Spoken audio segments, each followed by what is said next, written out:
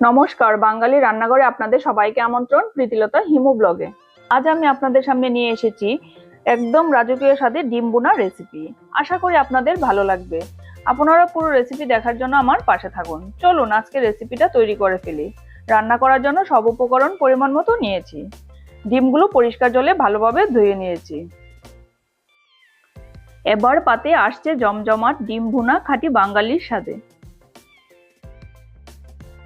চুলার আঁচ অন করে দিয়েছি। প্রথমে একটা হাঁড়িতে জল দিয়ে 6টা ডিম সিদ্ধ করে নেব।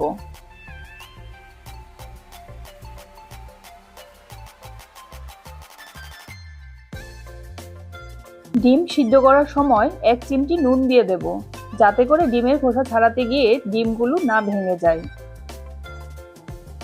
ডিম সিদ্ধ হয়ে গেছে, এখন খোসা ছাড়িয়ে নেব।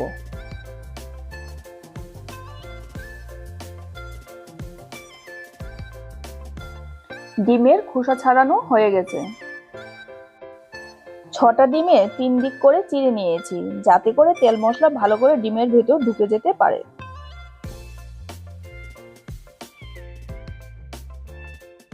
চুলার আঁচ অন করে দিয়েছি।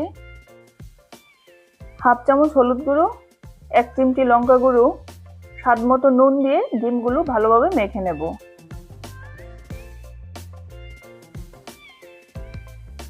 প্যান গরম হয়ে গেছে, প্যানে 3 চামচ তেল দিয়ে দেব।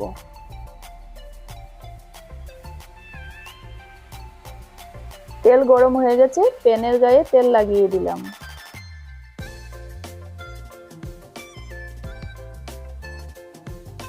ডিমগুলো ভাজি করার জন্য প্যানে দিয়ে দিলাম।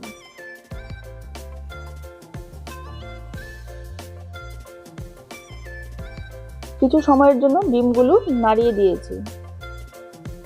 কম আঁচে ডিমগুলো হালকা ভেজে নেব। ডিম ভাজি হয়ে গেছে, এখন বাটিতে উঠিয়ে নেব।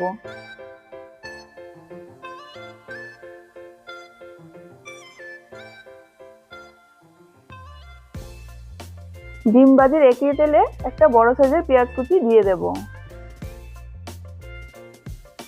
স্বাদ মতো নুন দিয়ে কিছু সময় পেঁয়াজ কুচিগুলো ভেজে নেব।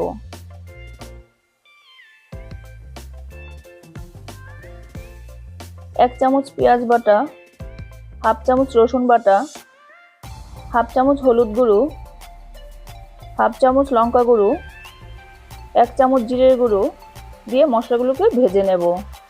ঘরোয়া স্বাদে আজ থাকছে ডিম ভুনা রেসিপি। ছোট বড় সবাই খেতে পছন্দ করে। মশলা ভাজি হয়ে গেছে, পরিমাণ মতো জল দিয়ে দেব। জল দিয়ে কিছু সময় নাড়িয়ে দেব।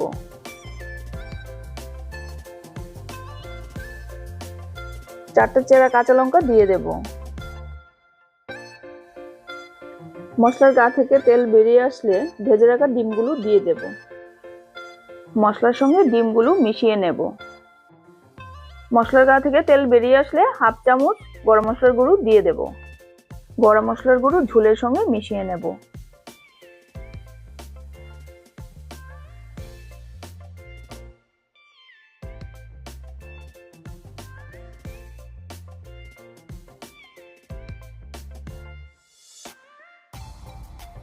ফুটে আসলে ধনেপাতা কুচি উপর থেকে ছড়িয়ে দেব। ডিম ভুনা রেসিপিটা হয়ে গেছে, এখন নামিয়ে পরিবেশন করে নেব। ভাত, ফ্রাইড রাইস, রুটি, পরোটা সাথে খেতে খুব সুস্বাদু লাগে। আপনারা আমার মতো করে রান্না করে খাবেন আর আমাকে কমেন্টস করে জানাবেন। আমার রেসিপিটা ভালো লাগলে লাইক, শেয়ার, সাবস্ক্রাইব করতে ভুলবেন না, যাতে করে আমি আপনাদের কাছে নিত্য নতুন রেসিপি নিয়ে আসতে পারি।